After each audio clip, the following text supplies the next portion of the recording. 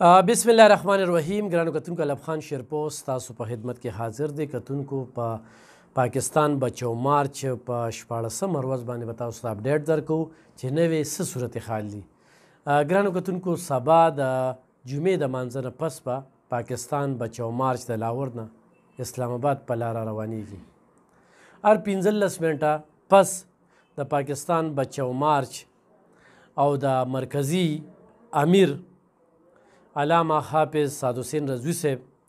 او د شورا مرکزی مشر ډاکټر علامه محمد شفیق امنی صاحب استقبال کیږي. ګرانو کتونکو، پرونی ویلا کې موږ دغه ویلو چې داسې واحد لیډر دی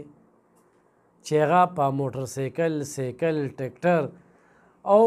د وړو سره ځان وړوکي او د غټو سره غټ او د قابلیت دغه بیانیه او د الله او د الله پر رسول په عشق کې مست دغه د موج مستۍ دغه مارچ د ټیلپي له خوا به سبا د جمعې د مانځه نه وروستو اسلام آباد په لاره روانیږي. څونه سیک کمیونټي ده یا هندو کمیونټي ده، نو هغه ورسره خو هم په دغه کې ملګرتیا او د اعتماد اعلان یې کړی دی. بیان یې ډېر واضح دی، د الله په ځمکه د الله نظام. یقینا کم سړی وایي چې یار زه یو مخلصې ډلې سره شمه چې د مفادو ډله نه کوي، سیاست نه کوي. د مفادو سیاست ده چې زه به یو سره اتحاد وکړم ما ته به پیدا میلو شي، زه به بل سره اتحاد وکړم ما ته به پیدا میلو شي. واحد تر دې دمه تحریک لبیک ته چې څومره اپرونه شوي دي نو هغه ټول مسترد کړي دي او هغوی وایي چې تاسو د ملک سره مخلصه نه یې، ځان د ملک سره مخلصه کړئ. ګرانو کتونکو، په دې ننني ویلا کې زه دا خبره ضروري کول غواړم. پاکستانی میډیا مکمل په دې پابندي لګولې ده، سوشل میډیا باندې پابندي ده. د سره دغه تقریبات دغه لانګ مارچ نه ښودل کیږي. نو زه نن د پاکستانی میډیا نه دا غوښتنه لرم چې یو داسې جومات چې تا ته پکې تسکین میلاویږي، یو روحاني اثرات تا ته میلاویږي او د ملک سره مخلصه چې اسلام پاکستان عوام دی د منشور برخه ده. نن میډیا خو چرې دا وښودله په پاکستان کې دې وخت کې د دې مارچ نه پته دا لګي چې کم په لکو شمېره کې خلک دي نو په 1 نمبر ډله ثابته شو په دې ملک کې یقینا چې د مخلصه یو خو هغه خبره چې موږ صرف په نوم مسلمانان یو، یو هغه خبره چې په انسان کې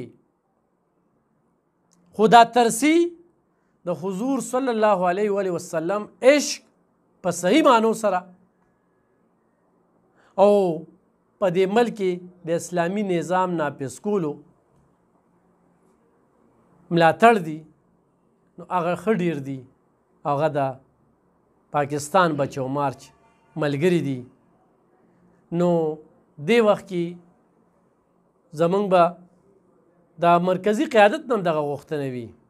چې هغوی مو وایي ولې او پسه.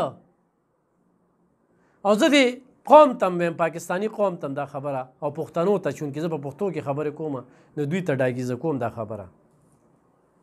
چې کومه ترهګري په نو مایو شوله او تحریک والا چې راوتلي نو د حضور پاک صلی الله علیه و وسلم په شان کې ګستاهي شوې وه، په هغې کې میدان ته راوتلي وو. نه سرکاري املاکو ته نقصان رسولی دي، تیرې په سوونو کارکنان یې مات کنډم شو، جیلونو ته یې واچول، د 500 په کوټو کې واچول او د 50 تنه زیاتې شهیدان کړل او د هغې باوجود پابندي یې پرې لګولې ده. وجه څه ده؟ چې دا قیادت نه خوښوي، دا په دې ملک اسلامي نظام نافذ کول غواړي. دا بعضې خبرې ډېرې واضحه مخې ته راځي چې نن د تحریک سره دا کم ظلم او زیاتې د دې باوجود هم روان دی او د کراچۍ نه د لاهوره پورې راله خلکو ته یې تحریکونو چل وښودو د لانګمار چل یې وښودو د پورامن احتجاج چل یې وښودو چې څومره په پورامنه توګه باندې د ګرانۍ خلاف د ګستاهانو خلاف د عافیه صدیقي عدالتي سیاسي بحران په ضد چې کوم بحران دی دا دې ختم شي او کوم معاشي قتل روان دی دلته د معیشت د بهتري او یا چې کوم ډاکوان دي په دې ملک کې ډاکا اچولې ده د هغوی په ضد د کاروي شو دا سیسټم ټیک کولو دپاره سعد حسین رضوي صاحب او د هغه مشران راوتلي دي نو سبا له به د جمعې مانځه نه پس چې کوم د اسلام آباد په لاره روانېږي او د پښتونخوا قافلې به خو هم اسلام آباد ته د روانۍ تیاری کړي دي د هر ضلعې نه به ځي خو په 9 جون چې کوم بجټ دی نو دا بجټ دا زه قوم ته دا خوشخبري اورم چې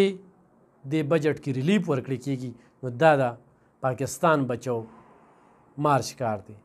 او نن یو سړی و چې علب خان شیرپو په تحریک باندې ډېر زیات باس کوي نور ډلې نشته زه ګپې کوم چې ډېر ظلم ورسره وشو د عمران خان په حکومت کې ډېر ظلم ورسره اوس هم روان دی په میډیا باندې بالکل پابندي ده ما پې د 19 لکو یو پیج قربان که دغه شانتې د 2.5 لکو د 15 لکو دا پیجونه پې ما قربان کړي دي او ضمیر مې خوشحاله دی ځکه چې دې دنیا نه تګ دی ټول عمر هم دغه واورېدل دا 10 کاله 2018 نه بلکې 2013 نه چې کله نه دغه فتنه په دې ملک راغلې ده نو چور ډاکو زناکار دا لفظونه به دوی وایي او دا لفظونه د ټولو نه زیات دا کار دا دوی کې دی او څوک چې علب خان شیرپو ته کنځلې او یا کنځلې ختمې شوې معاملات د الله سره ټیک کوو د انسانانو سره نه او زه نن دا خبر یم کوم نو تحریک سره په فخر یې کوم په دې کنځلو په دې میس کار نشته دی په کنځلو باندې ما د حق نه نشم منې کولی زه حق وایم ما ته خپل ضمیر وایي چې ته څه وایې نو حق وایې ته د هغې فتنې په ضد باندې روتې کوم چې د نوې کل ذهنیت تباه و برباد که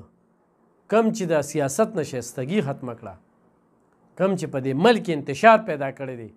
کم چې لاقانونیت کم چې آیین د خپو لاندې کړی دی نو ګرانو کتونکو تحریک لبیک بیانیه وګورئ کار وګورئ میلو شی ورسره چاته مینت نه کوي راضي کارکون به قرباني ورکوي دا یې د منشور اولنۍ برخه ده انشاءالله سبا به نورې خبرې پې کوو.